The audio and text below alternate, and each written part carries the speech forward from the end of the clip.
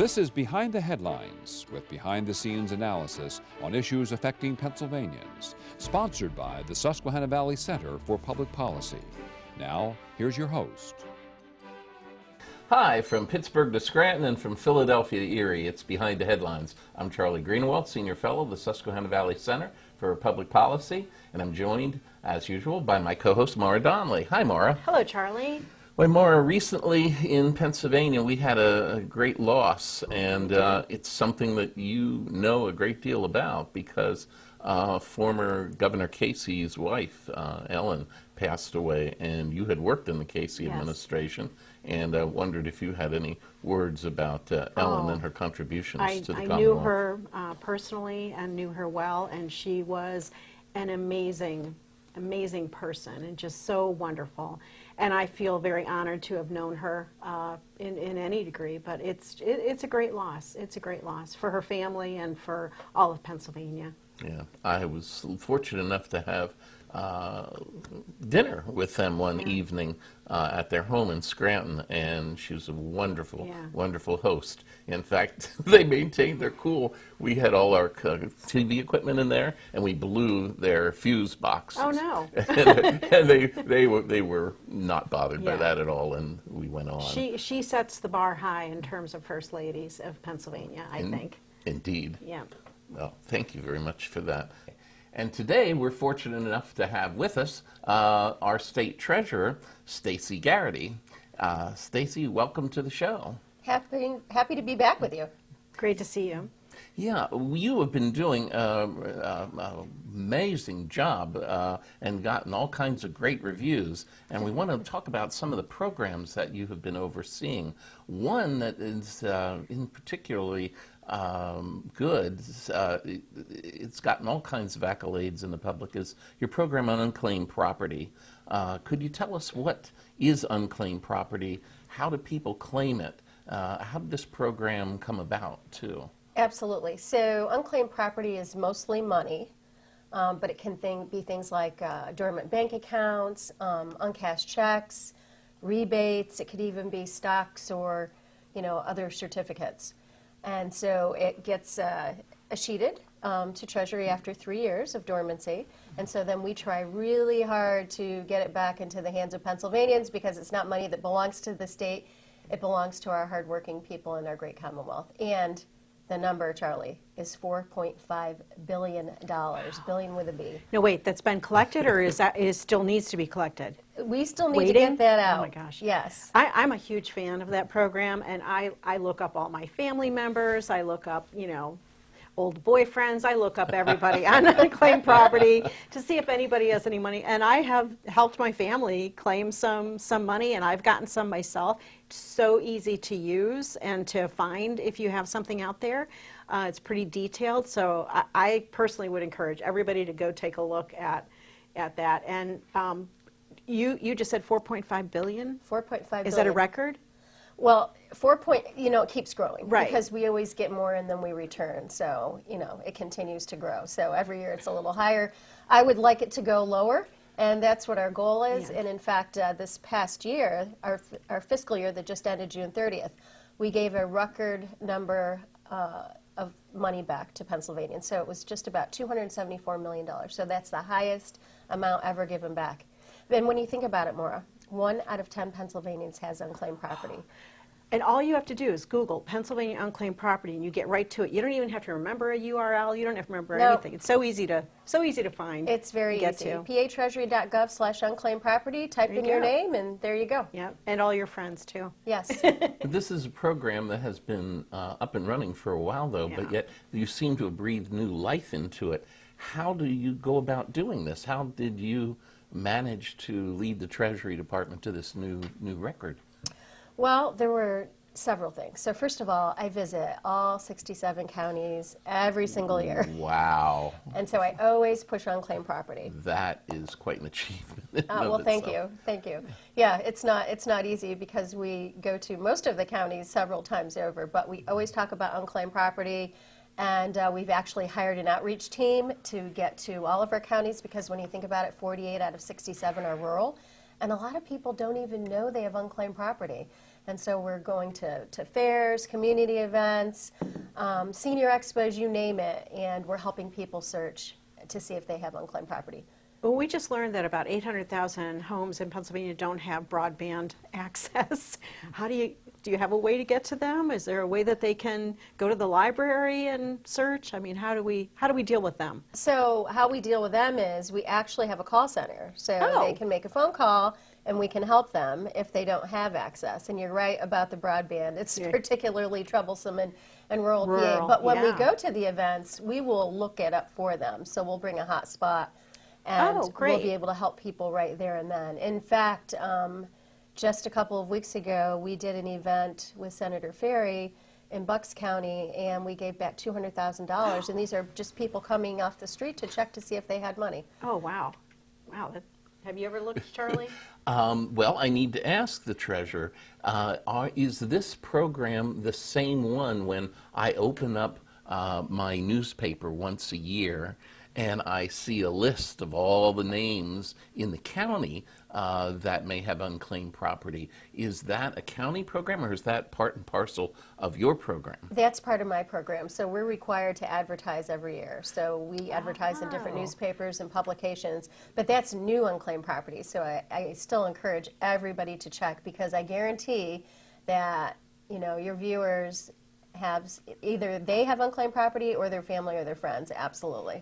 Well, Maura, the answer to the question is I found my mother's maiden name on one of those lists, and we went back and we found a unclaimed check for several. I think it was like $2,000. Oh my goodness! From the 1950s or late 50s, early 60s, and that was money from heaven. Yeah. You know, Wow. We didn't expect to find anything And like it stays that. in perpetuity. So if somebody looks now or 10 years from now, that money is still there for them, waiting to be claimed, or their their relatives.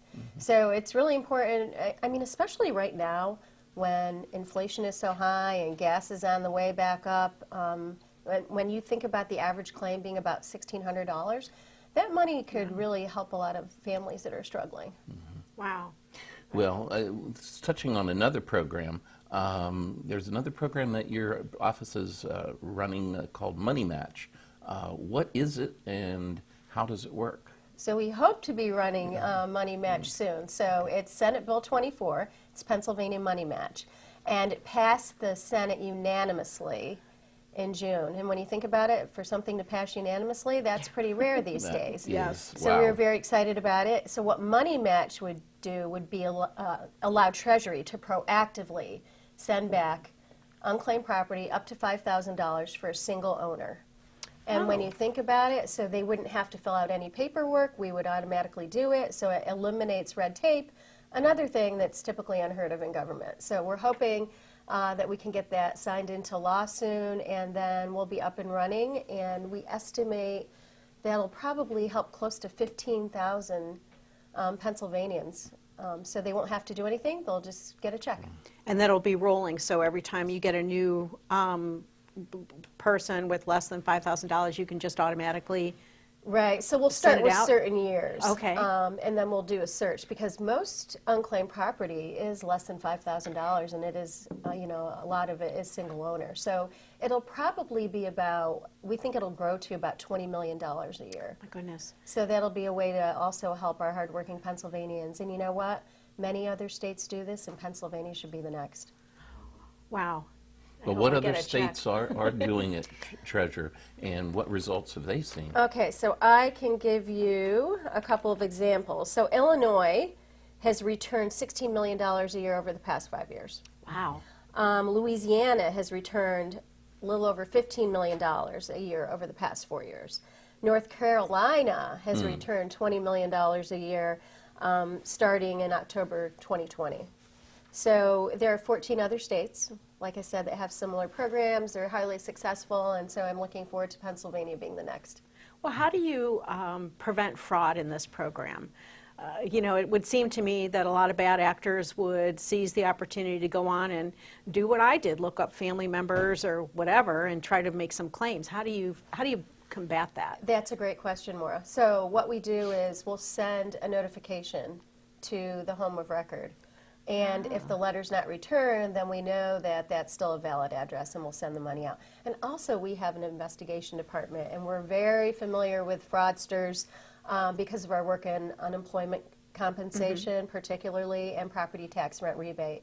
And you know, in checking with the other states, they really haven't encountered any serious issues whatsoever surrounding fraud. Oh, that's good. Yes. Yeah.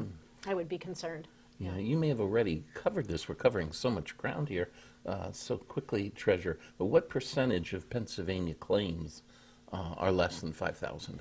Actually, over 96%. Oh, But they're not no. all simple claims, and Over- so the simple claims, so a lot of claims have multiple owners on the account. So these would be single account owners, and the person has to be living, of course. So we're trying to do the simplest claims to prevent fraud, Right. for one reason.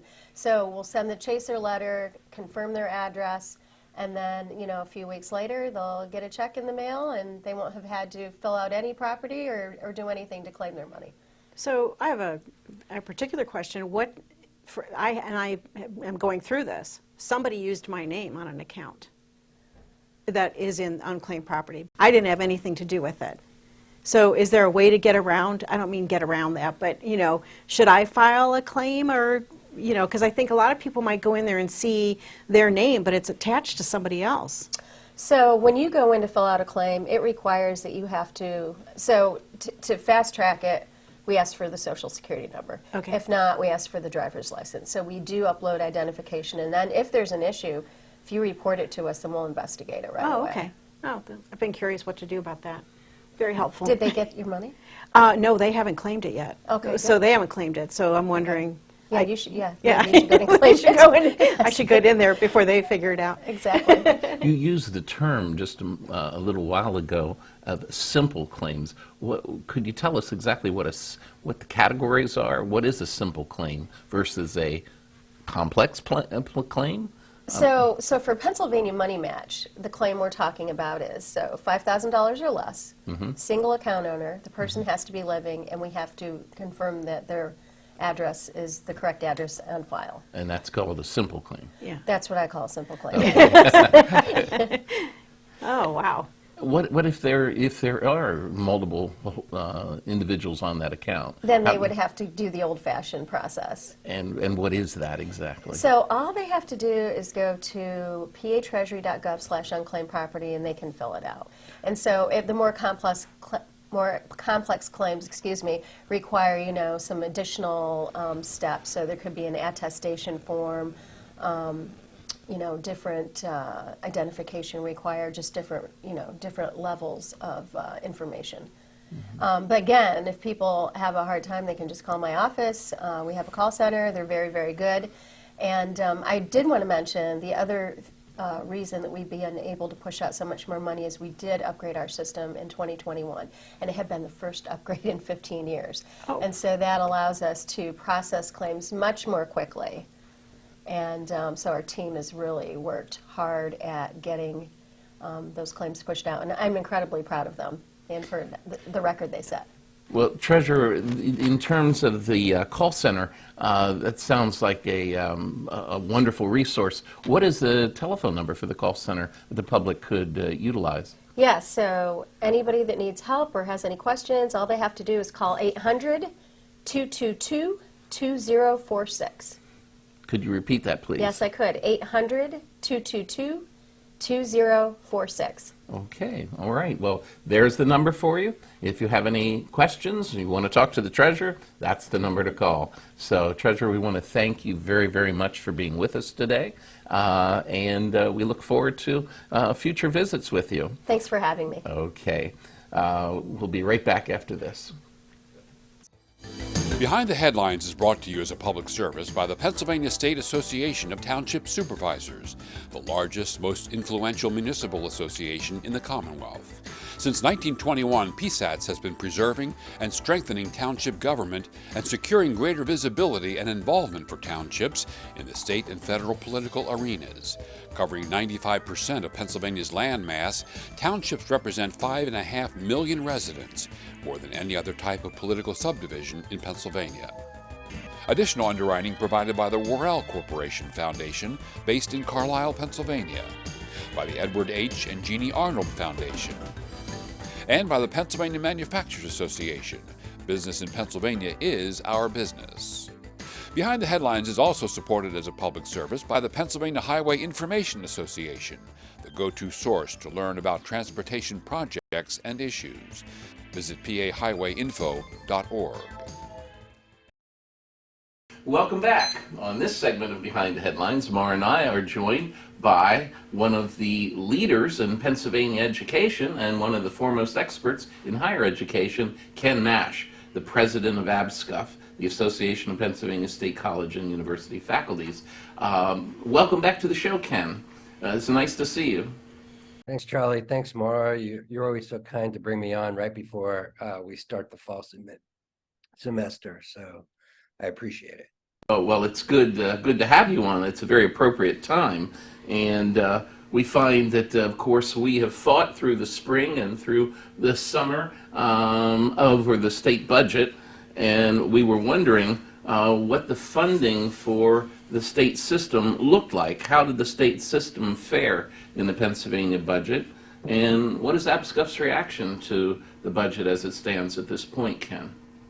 Yeah, so we are very lucky as far as the state system goes. We got some strong bipartisan support from leaders in the Senate, and we always have strong support in the House too. And so we wound up with a 6% increase in our budget, and we also were able to get $65 million extra that will be paid out in order to help with Penn West's debt that they were carrying, their legacy debt from a long time ago. And that's really helpful because I think a lot of legislators really, they did the right thing here, even though it might be tough politically because, it doesn't necessarily help their district or even the university that's close to them. But they could see, as everybody else could too, that that kind of debt at one of our universities put all of our universities at risk. And the great thing about this, and the great thing for students about this, and the most important thing is that for a record 5th year in a row, there won't be a tuition increase at our universities. And so, what we've been talking about is the fact that higher education is getting more and more expensive. And this really goes a long way to keep prices down for students. Well, Ken, will the amount set aside for the legacy debt actually wipe it out, or is it just going to take a big chunk out of it? That would actually wipe out a portion of the debt. Now, there's more to it than that. It's really kind of complex, but it would wipe out Penn West's share of the system's debt, which really does go a long way. Everybody was breathing a sigh of relief about it. It's really great news about no tuition increase. Indeed. Yeah. So let's talk about something I actually will admit I've never heard of before, the FAFSA bill, which is the Free Application for Federal Student Aid. Can you tell us a little bit about what that is and what that means for students in Pennsylvania? Yeah, so there's two things that are going on with FAFSA on the federal level. They're trying to make the form easier. So it's part of a requirement now to go to college is that you fill out this FAFSA form because they want to figure out, do you qualify for any financial aid, federal financial aid? And what we found out is that Pennsylvania is leaving millions and millions and millions of dollars on the table because we have so many students who are graduating who don't even fill out the form. They don't even see, what they may qualify for. So Senate Bill 750, what it says is, it's been framed as a graduation requirement for high school that you have to fill out the form. It's not quite a requirement. There's lots of opt-outs for it, but I think the important thing is that it bring it to the attention of students that they should be filling out this form, that in fact college may be more affordable for them. They might be able to do it if they just fill out the form. And that, and that's not just about our universities, that's about all universities, and it's also about technical schools and other institutions of higher education. Well, in the past, Ken, under Governor Wolf, we had heard about Pennsylvania Promise, and Pennsylvania Promise now is being raised again and being discussed again. We were wondering if you could tell our audience what is Pennsylvania Promise, to remind those who have forgotten, and why does APSCUF support it? Well, APSCUF is a professional organization. We believe in higher education. We believe it needs to be affordable. And we also, in the framework of Pennsylvania, understand that if the Commonwealth is going to continue to be competitive, if we are going to attract employers for high-paying jobs, we have to have people in our Commonwealth who have a college education. We need more people with college educations.